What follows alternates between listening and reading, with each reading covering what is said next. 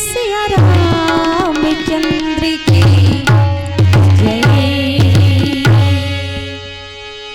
या कुंदेंदु तुषारे हारे धवेला या शुभ्रे वस्त्रावृता या वीणावर दंडे मंडिते करा या श्वेत पद्मासना या ब्रह्माच्युत शंकरे प्रभृति भी देवै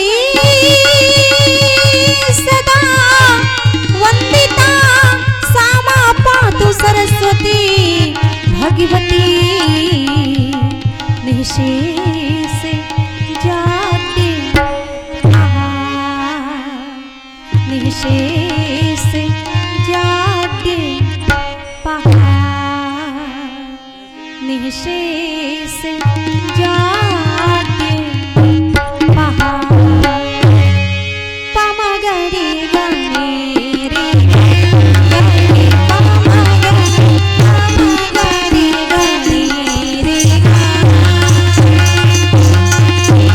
पामगरे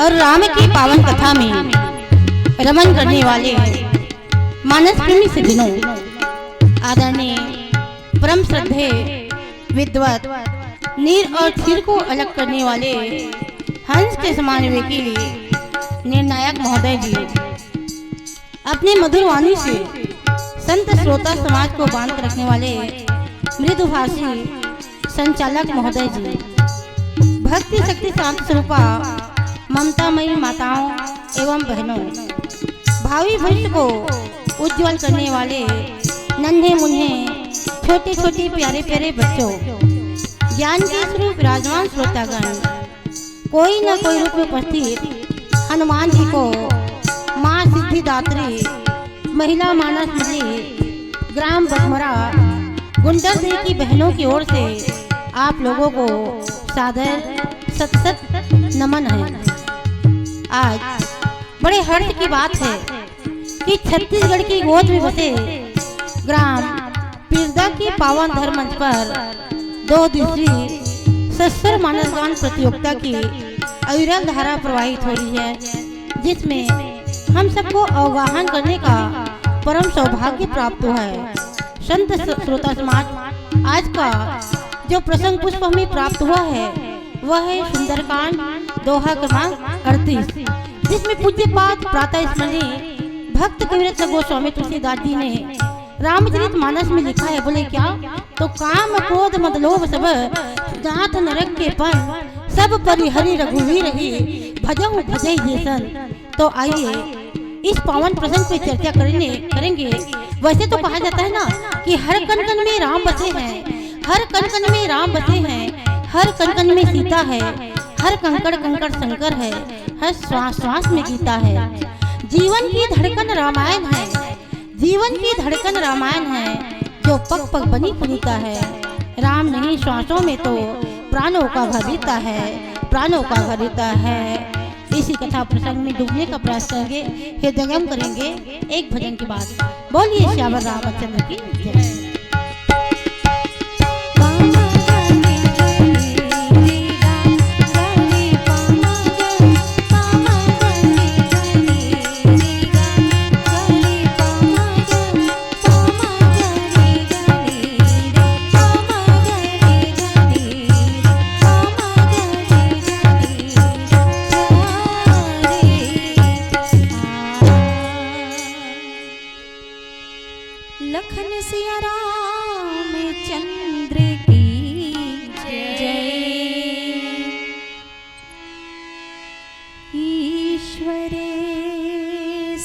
सत्य है, सत्य ही शिव है,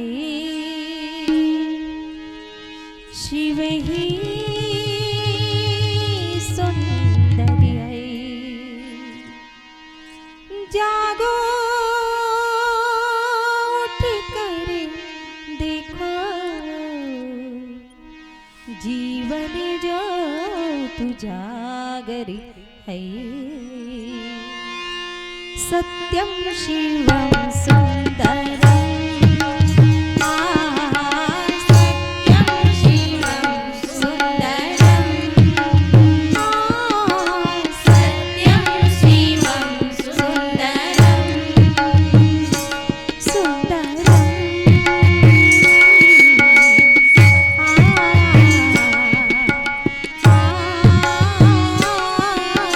सत्यम शिवम सुंदरम,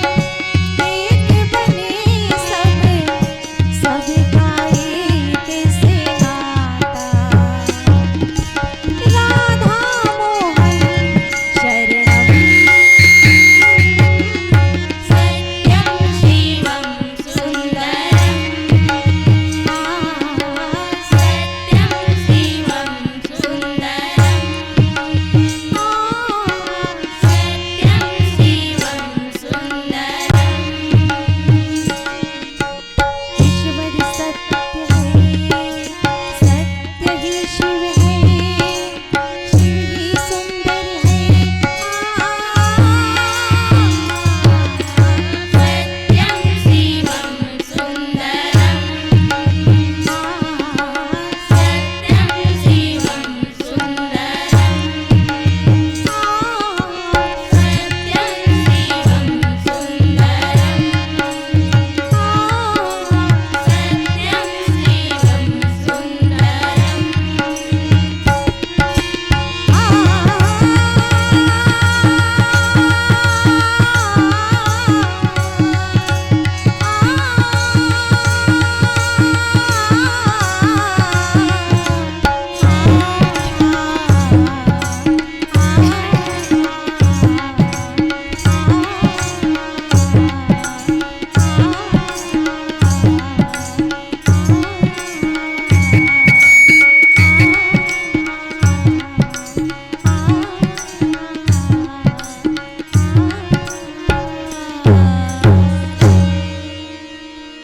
लखन सिया रामचंद्र की जय। सरस्वती शारदामि च कौमारीं ब्रह्मचारिणी वागेश्वरी बुद्धिदात्री भारती भुवनेश्वरी में चंद्रघंटामिमरालितां जगन्मातर्मुत्तमां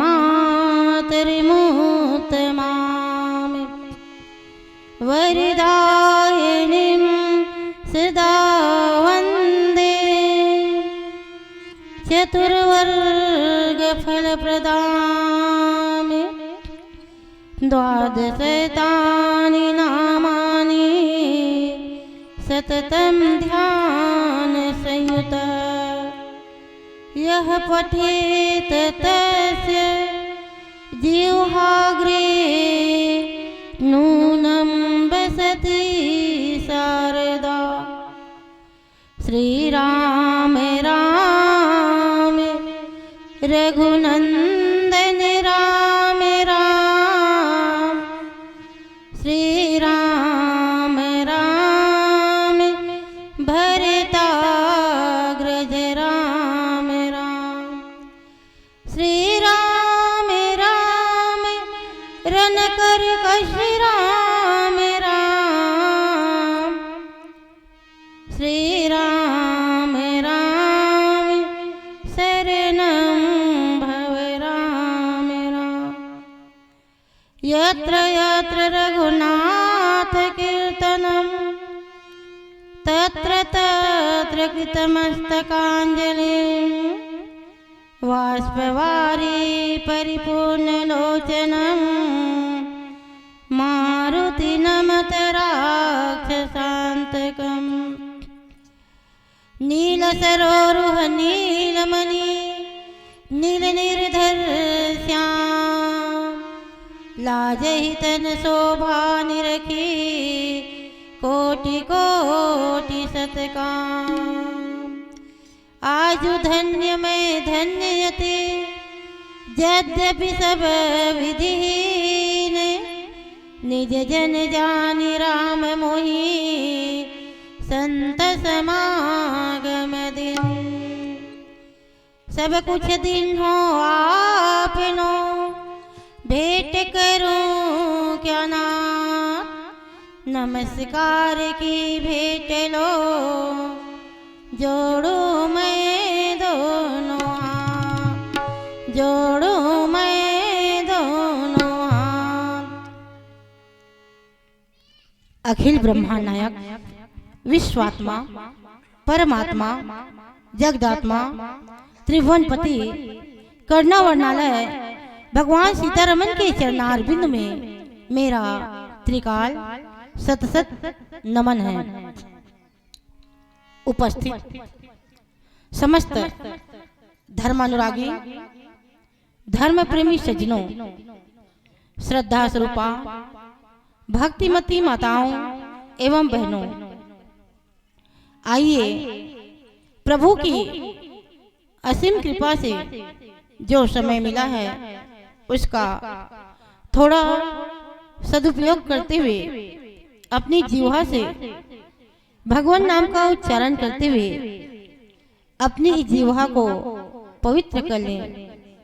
आप और हम सभी मिलकर थोड़ी मानस की चर्चा कर लें।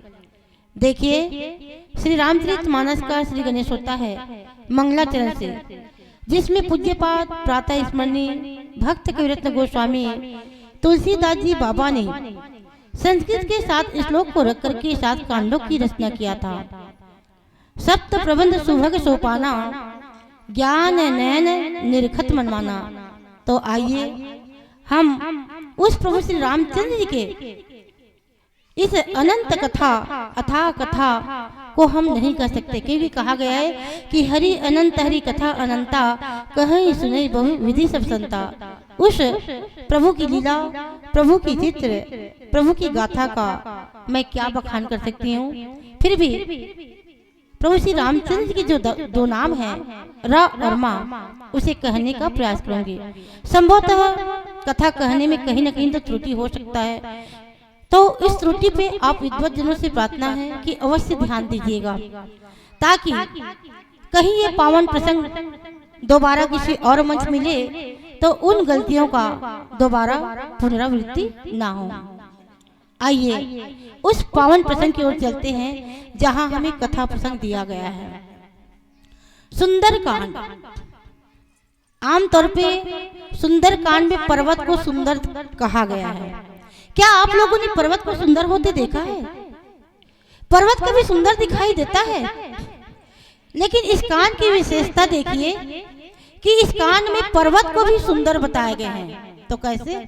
सिंधु तीर एक भूधर सुंदर, कथा सुंदर, लागे कथा कहन अति सुंदर, कथा भी सुंदर है।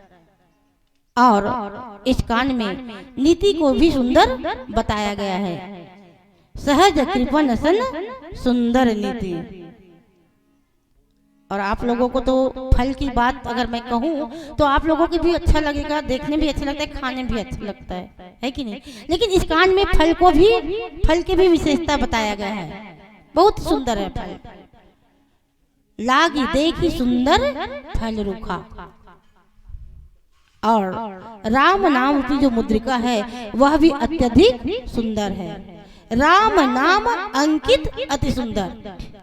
मेरे कहने का तात्पर्य यह है कि सुंदर कांड में ऐसी कोई भी बात, ऐसी कोई भी चीज सुंदर ना हो, ये हो ही नहीं सकता। सब प्रकार से भली भांति सुंदर है। सुंदरे सुंदरी कथा, सुंदरे सुंदरी सीता, और सुंदरे सुंदरे रामा, और सुंदरे किम न सुंदरम, सब प्रकार से भली भांति सुंदर है। तो आइए इस पावन कथा प्रसंग में चर्चा करें। दोहा क्रमांक 38, जिसमें पूज्यपाद प्रातः स्मरणीय भक्त कविरत्न गोस्वामी तुलसीदास जी ये बताना चाह रहे हैं कि काम क्रोध मद लोभ सब नाथ नरक के पंथ, सब परिहरि रघुवीर ही भजहु भजई जय संत। क्यों? किसने किससे कहा और किस मोड़ पे ये बात हुआ? आइए जानने का प्रयास करते हैं। हे नाथ, काम, क्रोध, मद और लोभ, ये सब नरक के रास्ते हैं। इन सब को छोड़कर श्री रामचंद्र जी को भजिए, जिन्हें संत सत्पुरुष भजते हैं। ये तो हुआ ये दोहा की शाब्दिक भाव। आइए इस प्रसंग पर हम गहराई से चर्चा करें। सबसे पहले प्रश्न में आता है काम। काम किसके किसके जीवन में नहीं आता? काम सबके जीवन में आता है। अगर जीव के जीवन में अगर काम नहीं है तो इस सृष्टि का संचार नहीं होंगे। सृष्टि के संचार के लिए काम की भी आवश्यकता है, लेकिन काम की भी एक सीमा है ना? मेरा कहने का तात्पर्य यह है कि विभीषण जी महाराज रावण को तो समझा रहे हैं कि ये काम, क्रोध, मद और लोभ ये सब नरक के रास्ता है, इसको त्याग दीजिए और त्याग करके आप किसके शरण में जाइए? तो प्रभु श्री रामचंद्र जी के शरण में जाइए। हो गया, सब कुछ हो गया आपका, है ना? घर परिवार, पुत्र, नाती पंथी सब तो हो गया। अब ये जो किए हो ना, भक्ति शक्ति शांति सुपा सीता जी को तुम हरण करके लाए हो, तो आपने गलत किया है। हे प्रभु, हे मेरे भैया, हे मेरे नाथ, तुम ईश्वर हो कि मैं नाथ की उपाधि दे देता हूँ। नाथ का भी उपाधि दिया विभीषण जी, क्योंकि संत है वो। और संत कैसा होता है, संत का स्वभाव कैसा होता है? तो संत भक्त को भगवान से मिलाते हैं और ब्रह्म को जीव से मिलाते हैं। ये संत की परिभाषा है। इसीलिए कहा गया है कि संत हृदय नवनीत समाना, संत का हृदय मक्खन के समान कोमल होता है। प्यारे, इसी कारण से तो विभीषण जी महाराज आज रावण को समझा रहे हैं। और रावण को एक व्यक्ति नहीं, दो व्यक्ति नहीं, तीन व्यक्ति नहीं, है ना, 14 व्यक्तियों ने 17 बार समझाने का प्रयास किया था। एक काम की चर्चा तो करेंगे ही, लेकिन मैं बताना चाह रही हूँ कि उन्होंने 17 बार समझाने का प्रयास किया था, लेकिन रावण के समझ में आया क्यों नहीं? कहा गया ना कि होई भजन न तामस देहा। इस भाव को भी समझ लीजिए, मेरे इस तामसी शरीर से भाव भजन तो हो ही नहीं सकता, तो कैसे करूं? तो प्रभु से अगर बैर करूं तभी मेरा उद्धार होगा, और बैर करूंगा तो प्रभु आएंगे मेरे पास और मेरा उद्धार होगा, मुझे मोक्ष मिलेगा। जानता था खर दूषण सब मोहि बलवंता, तीनों को मारे बिन भगवंता। क्या नहीं जानता था रावण? जानता था। इसके बावजूद ऐसा क्यों? क्या क्या था? कौन से ऐसे कारण था जिन्होंने रावण ने इस हद तक पार किया? भक्ति शक्ति शांति सीता जी को तो हरण करके लाए थे, लेकिन उन्हें छू तक नहीं सके। तृणधरी ओट कहत वै दे, है ना, तिनका का सहारा लेकर के माता सीता जी जो है, रावण जब आते थे तो उनका सहारा लेती थी वो। लेकिन चाहे तो रावण अशोक वाटिका से अपने घर में रख सकते थे, लेकिन उन्होंने ऐसा नहीं किया, बल्कि कहाँ रखे? अशोक वाटिका। आपके घर में अशोक वृक्ष है कि नहीं है पता नहीं मेरे को। किसके घर में है अशोक वृक्ष? अशोक वृक्ष मतलब जो शोक को हर लेता है, जो दुख को हर लेता है, ऐसे जगह पे उसको रखे थे रावण। बहुत सारी ऐसी बातें हैं, गहराई में बातें करने के लिए आप लोग सोचते होंगे। मैं ज्यादा नहीं बोलूंगी, थोड़ा थोड़ा बोल बोल के दूंगी, ज्यादा बोलना उचित नहीं है। थोड़ा सा बोलूंगी और थोड़ा सा बोलने के बाद भजन दूंगी, क्योंकि आप लोगों के मन में लगता होगा कि क्या शर्मा दीदी आप तो बहुत ज्यादा बोलती हो, थोड़ा थोड़ा बोल दिया करो फिर भजन दे दिया करो करके, है कि नहीं? बिल्कुल सही बात है भाई, भजन के बिना कुछ होता ही नहीं ना। इसलिए कहा गया भजन है क्या चीज? है भजन। लोग कहते हैं कि भजन भजन भजन, मैं सोचती क्या भजन? भजन है क्या चीज? आप ही लोग बताइए भजन क्या चीज है? आप भी तो सोचते हो ना, आप लोग यही सोचते हो क्यों इतना व्याख्या करती है ना? ज्यादा देर तक ये प्रवचन चले तो मन करता है काश एक भजन तो दे देते तो कितना अच्छा होता। होता है कि नहीं?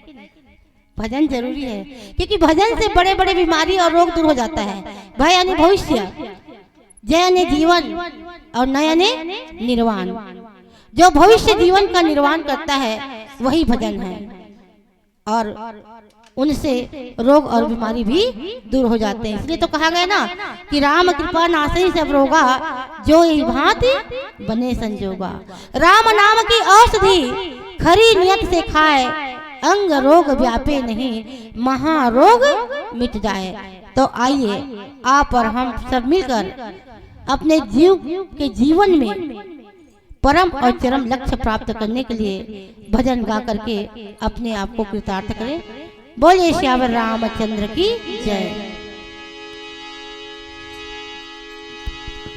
लखन सिया रामचंद्र की जय। राम नाम रटते रहो जब तक घट में प्राण, कभी तो दीन दयाल की धन की पड़ेगी काले। लागा लागा चुनरी में दाग छुपाऊं कैसे, लागा चुनरी में दाग, चुनरी में दाग छुपाऊं कैसे, घर जाऊं कैसे, लागा चुनरी में दाग छुपाऊं कैसे, लागा चुनरी में दाग, चुनरी में दाग छुपाऊं कैसे, घर जाऊं कैसे, लागा चुनरी में दाग छुपाऊं कैसे, लागा चुनरी में दाग छुपाऊं कैसे, लागा चुनरी में दाग छुपाऊं कैसे, लागा चुनरी में दाग।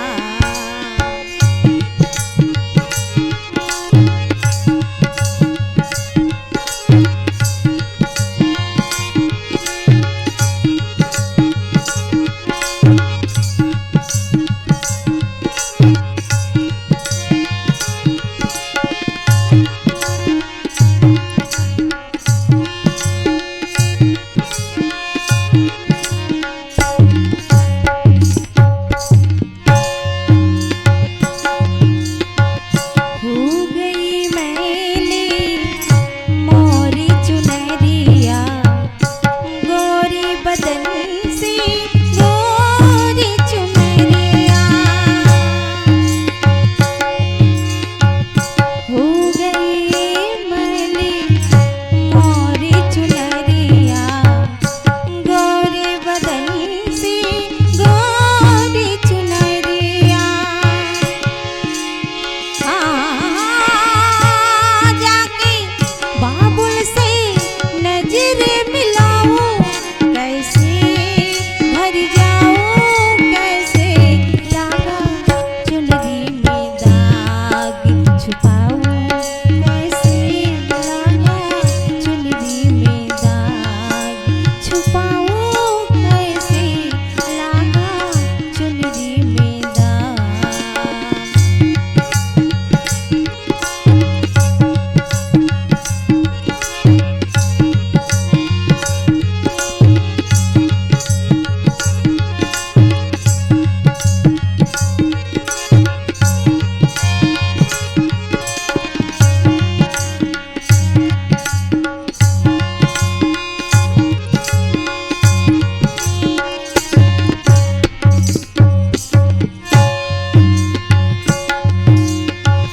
भूल गई सब बचन विदा की, खो गई मैं ससुराल में आके, भूल गई सब बचन विदा की, खो गई मैं ससुराल में आके,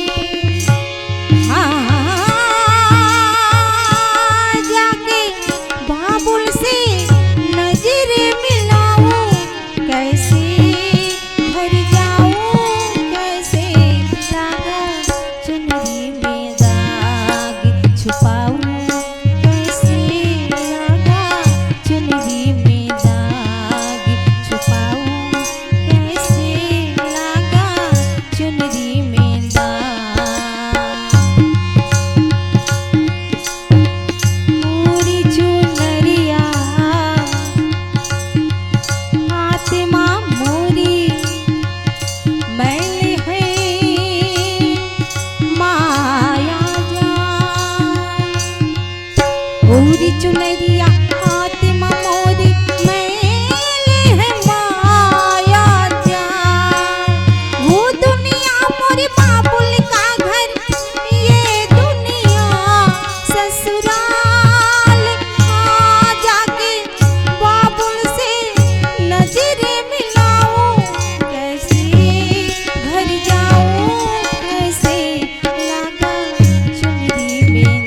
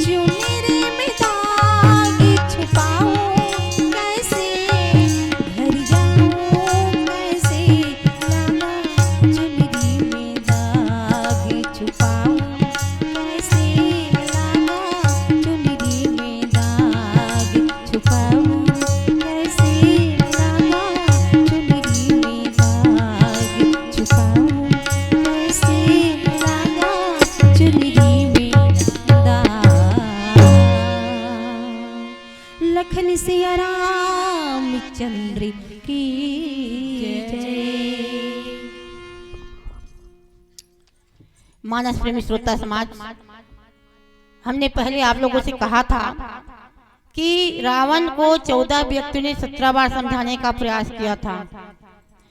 यहाँ तक अंगद जी महाराज ने कहा था कि जो मम चरण सकस सटारी और फिर ही राम सीता मैं हारी। इतना बड़े घोषणा किया था, इतना बड़ा दावा किया था अंगद जी ने। क्यों? क्योंकि उनको विश्वास था प्रभु श्री राम के प्रति और धरती माता के प्रति। माता सीता जी धरती पुत्री है और धरती पुत्री जो है सीता जी, जो माता सीता जो है सती है। और अटूट विश्वास के साथ अंगद जी ने भी प्रण किया था कि मैं आपका दास बन करके रह जाऊंगा अगर मैं हार जाऊंगा तो, और मैं प्रभु श्री रामचंद्र जी और सीता जी लौट जाएंगे। यहाँ तक मंदोदरी ने भी रोते हुए स्वर में कही थी कि अस कही नयन नीर भरी गही पद कंपित गात। फिर भी नहीं समझ पाए, नहीं समझे तो उन्होंने कहा था कि विश्व रूप रघुवंश मणि करहु वचन विश्वास लोक कल्पना वेद कर अंग अंग प्रति जासु। फिर भी नहीं समझा तो विभीषण जी महाराज यहाँ पर समझा रहे हैं कि काम क्रोध मद लोभ सब नाथ नरक के पंथ। हमने कहा था कि काम किसके जीवन में नहीं आता, आता है काम, लेकिन काम की एक सीमा है। नारद जी को आप सभी जानते हैं कि शीलनिधि राजा की कन्या विश्वमोहिनी एक माया रचे थे भगवान ने। रचे थे कि नहीं रचे थे? आप लोग क्यों नहीं जवाब देते? आप लोग चुपचाप सुनते रहते, कुछ तो बोला करो हमारे साथ, अच्छा लगता है। दोनों की वार्ताएं होती ना, श्रोता और वक्ता का, इसलिए कहा गया जी कि श्रोता वक्ता ज्ञान निधि कथा राम के गुण और किमी समुझाए यह जीव जड़ कली मल ग्रसित मूढ़। तो दोनों मस्त एक दूसरे से वार्तालाप करते ना, बात करते तो और ज्यादा अच्छा लगता है कि नहीं? इसलिए मैं बोलती हूँ ना तो आप लोग हाँ हूँ कुछ तो कहा करो, तब तो अच्छा लगेगा। तब मेरे को लगेगा कि हाँ मैं भी बोल रही हूँ ना तो आप लोग सुन रहे हो, लगेगा कि नहीं लगेगा? है कि नहीं? तो मेरे साथ बात किया करो। तो हुआ था कि नहीं हुआ था? नारद को, नारद के जीवन में काम शक्ति आया था कि नहीं आया था? नहीं आया था। विवाह करना चाहते थे नहीं करना चाहते थे कि शीलनिधि की जो कन्या है विश्वमोहिनी है ना, वो इसके साथ विवाह करेंगे ना तो तीनों लोग के मालिक बन जाएंगे, त्रिभुवनपति हो जाएगा। भाव आया था नहीं? विवाह करूंगा वो सोचे थे कि नहीं? अब बताओ कोई एक बच्चा अगर विवाह करना चाहेगा तो माता पिता क्या सचमुच में उनका विवाह कर देंगे? नहीं करेंगे ना। तो यही बात नारद के ऊपर भी आया था, विवाह करना चाहा था लेकिन भगवान ने माया रचे थे और मायापति ने क्या किया था, है ना? जब उनको रूप मांगे तो क्या रूप दिया था भगवान ने उसको? विश्वमोहिनी है, विश्वमोहिनी पर जाने के लिए बंदर का रूप दे दिया था ना। तो बंदर का रूप जब दिया था बाद में पता चला, बहुत मजेदार है जी, बहुत अच्छा लगता है। जब उनको पता चला कि मेरे को बंदर का, वो सोचता था कि मैं बहुत सुंदर हूँ क्योंकि भगवान विष्णु ने मेरे को रूप दिया है, चेहरा दिया है, बहुत स्मार्ट दिख रहा हूँ, ये सोचता था नारद, है ना? सॉरी, हाँ नारद यही सोचता था। है? और सबके बीच में बार बार उछल कूद करता था, उछल कूद करता था, सबके पास जाता था। उसको थोड़ी पता था कि मेरे को बंदर का रूप दिया गया है। जाके देखता था सब लोग हंसते थे, वो सोचता था मैं मेरे को देख के हंसते क्यों हैं, लेकिन उसका बंदर का रूप था। बाद में पता चला कि मेरे को बंदर का रूप दे दिया गया है, तो क्या किया था? श्राप दिया था। बोले जा आज ये बंदर का रूप दिए हो ना मेरे को, एक दिन तुम भी नारी वीरा में दर दर भटकोगे, आपको भटकना पड़ेगा, है ना? श्राप दिया था कि नहीं दिया था? जाओ नारी वीरा में दर दर भटकोगे, तभी ये जो बंदर का रूप दिए हो ना वही बंदर तुम्हारा सहायता करेंगे। यही तो हुआ था ना। तो मेरे कहने का तात्पर्य, काम की बात आया तो थोड़ा बहुत चलो लगा ही देती हूँ, ऐसा था। अब काम के बाद आता है क्रोध। किसको किसको क्रोध आता है? आपको क्रोध आता है जी? किसके ऊपर गुस्सा करती है? माँ के ऊपर कि पापा के ऊपर? क्रोध करना, देखो क्रोध भी अच्छी बात है, क्रोध करना चाहिए। क्रोध करने का भी मतलब तरीका है ना? जहाँ क्रोध करने का वहाँ बिल्कुल क्रोध करो, और जहाँ क्रोध करना सार्थक नहीं है ना, तो फालतू माता पिता का दिल क्यों दुखाओ जी? किसी का दिल क्यों दुखाओ? ऐसा क्रोध मत करो। श्रीमद् भागवत महापुराण में भी लिखा है, छोटा सा बालक है ना, हमेशा मतलब बालक ही रहते थे उन लोग। कौन? सनक, सनंदन, सनकादिक और सनत कुमार, ये चारों भाई थे ऋषि कुमार। चारों ऋषि कुमार जब बाल्यावस्था में हमेशा रहते थे। ऐसा पीड़िता गांव में कोई है जो बालक अवस्था में हमेशा रहता है, कभी जवान होता ही नहीं? मैं तो बोलती हूँ सबसे अच्छा बालकपन ही बहुत अच्छा है। ना किसी से लेना, ना किसी से देना, ना काहू से दोस्ती, ना काहू से बैर, किसी से कुछ लेना देना नहीं पड़ता, है कि नहीं? कौन कौन बालक बनना चाहेंगे? आप लोग चाहोगे बालक बनना? हमें तो बोलेगा ना तो हम बालक बनना ही चाहेंगे। ये सब मोह माया के जंजाल में सब फंस जाते हैं जी बड़े होने के बाद, है ना? तो उनके जीवन में क्रोध आया था। अब व्यर्थ की क्रोध है, क्योंकि क्रोध करने के बाद पछतावा पड़ता है। जय और विजय द्वारपाल थे, और दोनों द्वारपाल को भगवान से मिलने की याचना किए, मिलने नहीं दिया। नियम के तहत बोले थे जय विजय कि मेरे प्रभु सो रहे हैं, थोड़ा देर रुक जाइए फिर चले जाना दर्शन करने के लिए। क्रोध किया कि हम अपने प्रभु को देखने आए, तुम हमको जाने नहीं दे रहे हो।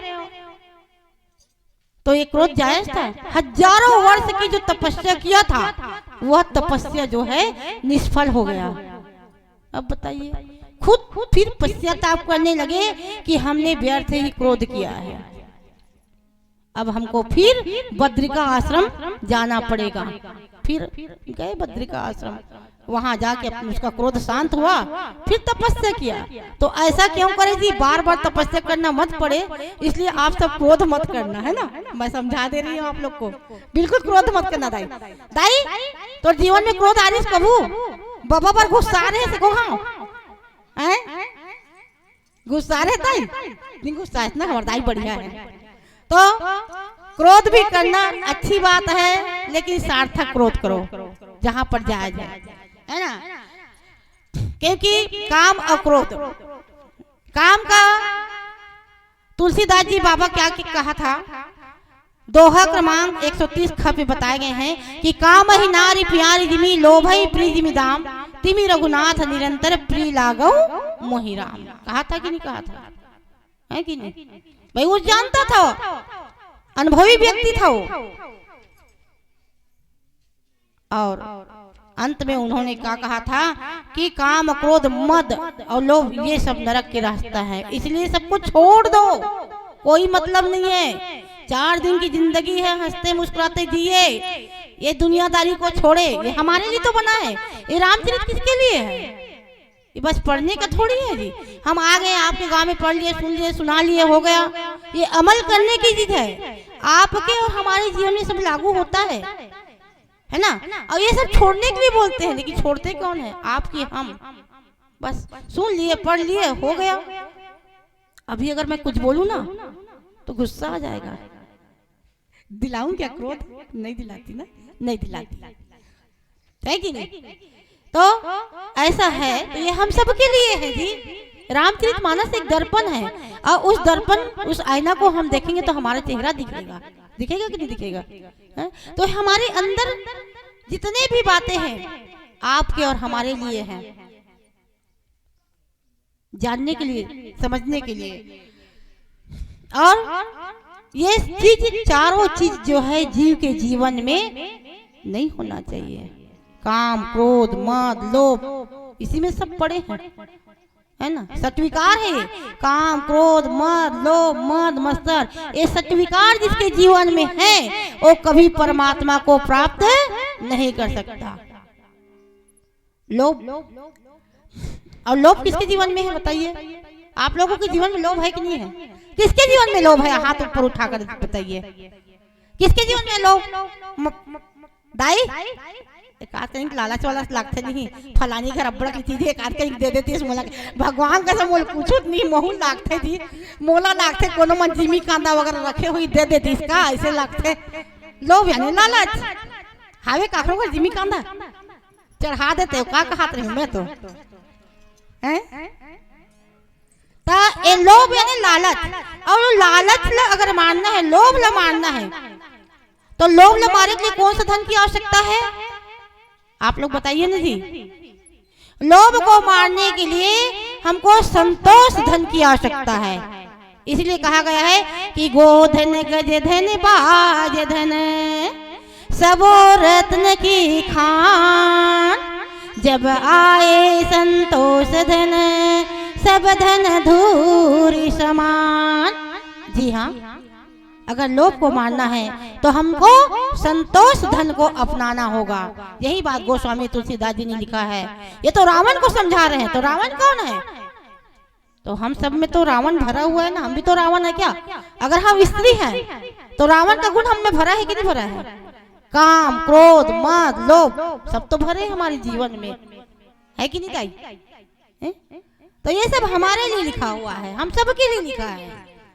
तो यही बात विभीषण जी महाराज बार बार उसको समझा रहे हैं कि भैया ये सबको त्याग दो, क्योंकि जैसे चौथ के चंद्रमा को देखने से कलंक लगता है ना, उसी प्रकार से पर स्त्री के मस्तक को देखने से, उनके ललाट को देखने से ही दोष लगता है, पाप लगता है। और आपने भक्ति देवी को हरण करके लाए हैं, ये सब त्याग दीजिए और जाइए प्रभु श्री रामचंद्र जी के चरण कमल में जाइए और ये सब को छोड़ करके आप भक्ति कीजिए, भजन कीजिए। ऐसा करके विभीषण जी महाराज रावण को समझा रहे हैं।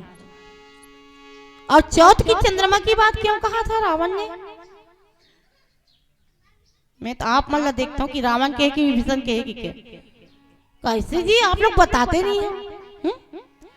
चौथ की चंद्रमा की बात रावण ने किया था कि विभीषण ने किया था? बताइए आप लोग, हम भी जानना चाहते हैं जी कि आप लोग रोज सुनते हो रामायण, प्रतियोगिता मंच में आते हैं, सब बोलते हैं, चले जाते हैं। हम तो प्रश्न पूछेंगे ना। लोभ को मारने के लिए कौन सा धन की आवश्यकता है? बताइए आप लोग खड़े होकर के बताइए ना जी, इनाम दूंगी मैं। लोभ को मारने वाला कौन सा धन है? बताइए आप लोग। जोरदार ताली बजा दीजिए इनके नाम पे, बहुत बढ़िया। तो विभीषण जी महाराज ने रावण को समझा रहे हैं, है ना। और ये चौथ की चंद्रमा की कलंक किसको लगा था, क्यों लगा था? तो कृष्ण भगवान को भी। देखो ये भी 4 वेद समाहित है, 6 शास्त्र की, है ना, 6 शास्त्र सब ग्रंथन को रस रामचरितमानस में कहा गया है। मैं एक वेद की बात नहीं कर रही हूँ, क्योंकि इसमें सारी वेदों की समाहिता है। 4 वेद है, ऋग्वेद, यजुर्वेद, सामवेद, अथर्ववेद, 4 वेद हैं और चारों वेद इसमें समाहित है। तो सभी की जो समावेश है यहाँ है रामचरितमानस की जो कथा है। तो उसमें इस मंतक मणि को जब चोरी किया था भगवान कृष्ण ने, किया था जी, भगवान कृष्ण ने चोरी किया था। हमारे श्रोता लोग कैसे सुनते क्यों नहीं जी? इस मंतक मणि की चोरी का इल्जाम लगा था कृष्ण को। लगा था कि नहीं लगा था? लगा था ना। क्यों लगा था? कारण क्या था? बेचारा ईश्वर है, भगवान है, किसी का चोरी नहीं करता, लेकिन चोरी का कलंक उसको लग गया था। कैसे? तो चौथ की जो चंद्रमा है ना, गणेश चतुर्थी दिन की जो चंद्रमा है, उसको देख लिया था, तब उसको कलंक लगा था, है ना। अब ये भी कोई कारण है, कलंक तो लगा था उसको, लेकिन कलंक दूर तो जरूर हुआ था। लेकिन कारण क्या था? एक बार की बात है, ब्रह्मा जी ने सभा रखे थे और सभा में सभी देवतागण को बुलाए थे। उस समय गणेश जी का वाहन मूषक था। सभी विश्व परिक्रमा करने के लिए निकल गए। गणेश जी ने थोड़ा बहुत ट्राई किया मूषक में चढ़ के थोड़ा चलने का, तो वो गिर गया। किसमें? कीचड़ में गिर गया गणेश भगवान, है ना। बेचारा छोटा सा चूहा जी, है कि नहीं, बैठा था उसमें, गिर गया। चंद्रमा देख के उसको हंसने लगा और देखो इतना बड़ा पेट लंबोदर है, ऐसा है वैसा है, वो गिर गया करके हंसने लगा। अब इसको क्रोध आया, किसको? गणेश भगवान को क्रोध आया। गणेश भगवान को क्रोध आया तो फिर चंद्रमा को श्रापित किया, जाओ बड़े, तुमने आज मेरा मूषक वाहन है और गिर गया तो मेरे को देख के हंसे हो, आज तुम मेरे को हंसे हो ना, कल तुमको लोग देखना पसंद नहीं करेंगे। कब? जब चौथ के चंद्रमा यानी चतुर्थी के दिन, आज ही के दिन है ना, लोग तुमको देखना पसंद नहीं करेंगे। इस प्रकार से श्रापित किया था और इसी कारण से चौथ के चंद्रमा जो दिखता है ना, उसको कोई व्यक्ति, मैं भी आप लोग को बता रही हूँ, आप लोग कभी मत देखना, कलंक लगता है। तो उस दिन के चंद्रमा को कोई आज तक के नहीं देखते। अगर धोखा से कोई देख दिया तो मैं बता रही हूँ आप लोग को, आप गोटी पकड़ना और गोटी पकड़ के फेंक देना, मार देना उसको, फिर कलंक दूर हो जाता है। मेरे कहने का तात्पर्य यह है कि इसमें भाव आया है, इसलिए सबको समाहित करके मतलब इसमें डाल रही हूँ, ठीक है ना। तो आइए, जिंदगी में जिंदगी को राज पाना चाहिए जी, जिंदगी में जिंदगी को राज पाना चाहिए, जिंदगी में जिंदगी को मुस्कुराना चाहिए, जिंदगी में जिंदगी का अगर शर्त पूरी ना हो तो जिंदगी को जिंदगी से उठना चाहिए, जिंदगी को जिंदगी से उठना चाहिए। तो आइए इस रूठे हुए मन को हम परमात्मा की ओर चलते हैं भजन के साथ। बोलिए श्यावर रामचंद्र की जय। लखनी सिया रामचंद्र की जय। जी नर नित सुमिरन करे, सुखे अपार वो पाए, लगन लगे हरि नाम का, भवसागर तरे जाए। पानी में मीन पियासी, मोहे सुनी सुनी आवत हासी। पानी में मीन पियासी, मोहे सुनी सुनी आवत हासी, मोहे सुनी सुनी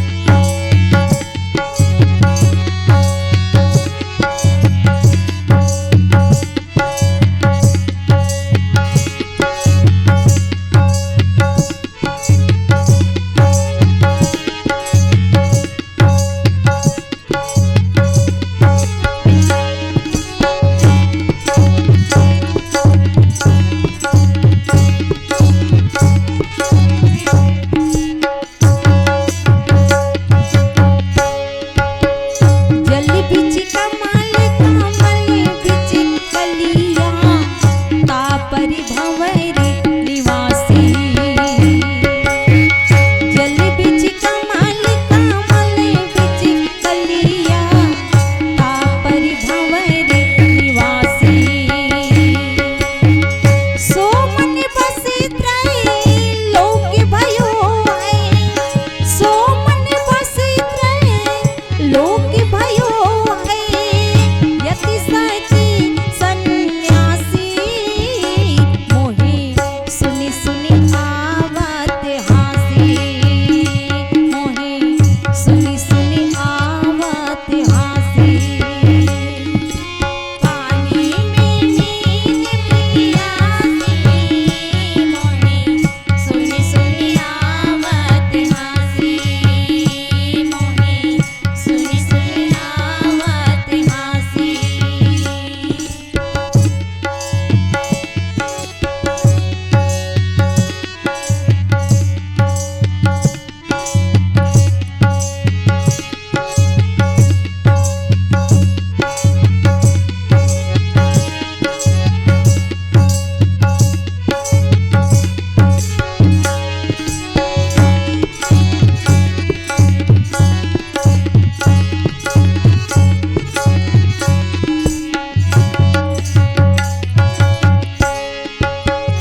जाको ध्यान धैर्य विधि हरि हरि मुनि जन सहसी 88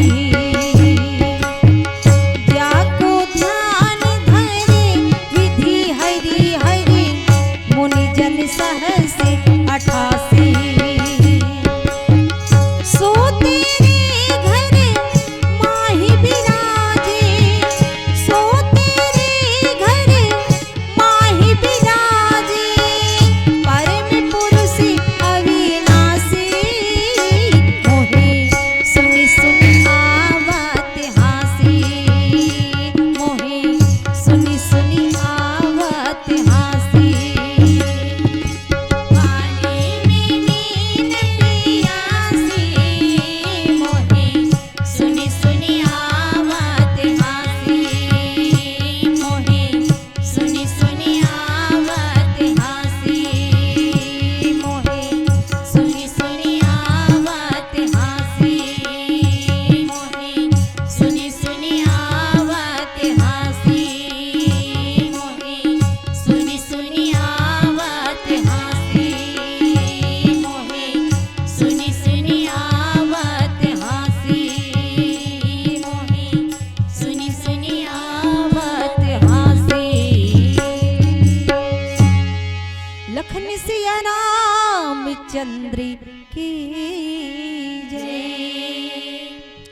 मानस प्रेमी श्रोता समाज, विभीषण जी महाराज उनको तो समझा रहे हैं रावण को कि हे भैया, ये काम क्रोध मद और लोभ है ना, ये सब नरक के रास्ता है और इसको आप छोड़ दीजिए और प्रभु श्री रामचंद्र जी के शरण में जाइए। बार बार क्यों कह रहे हैं? कारण क्या है कहने का? कुछ कुछ तो कारण होगा ना, क्योंकि भगवान श्री रामचंद्र जी जो है एक राजा है, मनुष्यों का राजा कहा गया है, लेकिन वो मनुष्यों का राजा नहीं बल्कि तीनों लोक का राजा है। और उनके शरण में जाओगे तो तुम्हारा कल्याण हो जाएगा, क्योंकि प्रभु श्री रामचंद्र जी कौन है? तो मर्यादा पुरुषोत्तम राम है। Right action man. आर का मतलब होता है राम, ए का मतलब होता है एक्शन और एम का मतलब होता है मैन। क्या जी? Right action man. सही प्रकार के अभिनय करने वाले व्यक्ति को ही क्या कहा है? मर्यादा पुरुषोत्तम राम कहा गया है। और राम के नाम मात्र 2 अक्षर से बना हुआ है, र और म। र कहकर जब हम मुंह खोलते हैं तो पाप बाहर निकल जाता है, और म कहकर जब हम मुंह बंद करते हैं तो पाप जो है भीतर नहीं आ पाता। इसलिए बाबा जी लिखते हैं कि तुलसी राके कहत ही निक्षत पाप पहाड़, पुनि आवत पावत नहीं देत किवार मकार।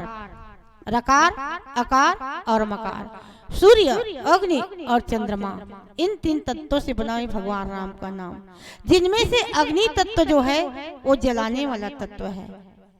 अब आप लोग सोचोगे कि भगवान राम का नाम है उसमें भी अग्नि तत्व, वो भी जलाने वाला, ऐसे कैसे हो सकता है? तो कहा गया है कि जब ही नाम हृदय धरियो भयो पाप का नाश, जैसे चिनगी आग की पड़ी पुरानी घास। भगवान राम का नाम ऐसा है जिस प्रकार से पड़ी हुई घास को एक छोटे से चिंगारी जला करके नष्ट कर देती है, उसी प्रकार से भगवान राम का नाम सभी भयों के पाप से मुक्त कर देता है। ऐसे हैं प्रभु श्री रामचंद्र जी, कृपालु और दयालु। और रावण जो है ऊपर से दिखता है हष्ट पुष्ट तंदुरुस्त, है ना, क्योंकि रावण के जीवन में क्या है? अहंकार भरा हुआ है। इसीलिए कहा गया ना, अहंकार अति दुखद मरवा और दम्भ रहित यह मान निहरवा। और जीव के जीवन अगर अहंकार है, मोह सकल व्याधि कर मूला, दिन तय उपजे पुनि बहु कर सूला। तो बहुत प्रकार के रोग को उत्पन्न करता है, और सारी रोग को अगर नष्ट करना है तो वो क्या है? तो राम कृपा नासे सब रोगा, और जो यही भांति बने संजोगा। ये राम नाम की औषधि है ना, इसको तुम धारण करो। राम कथा संजीवनी मूरी और अनुपान श्रद्धा मति पूरी, इसको आप अपने हृदय में धारण करो। क्योंकि रावण जो है अंदर से पूरा खोखला था, कुछ नहीं था। जिस प्रकार से बांस घने जंगल में सबसे ऊंचा स्थान में रहता है, सबसे ऊपर रहता है, बांस सोचता है मैं सबसे बड़ा हूँ, है ना, लेकिन अंदर क्या रहता है? खोखला रहता है, कुछ नहीं रहता। वैसे रावण के जीवन में है,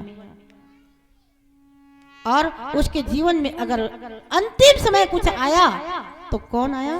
तो प्रभु श्री रामचंद्र जी के राम का नाम आया, और भगवान को स्मरण करते करते उन्होंने अपने प्राण को त्यागा और मोक्ष गति को प्राप्त हुआ।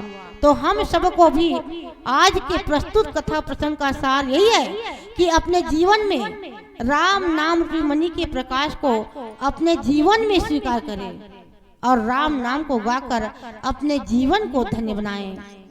जब तलक है जिंदगी, फुर्सत नहीं है काम से, एक समय ऐसा निकालो तो प्रेम कर लो श्री राम से, प्रेम कर लो श्री राम से, प्रेम कर लो श्री राम से।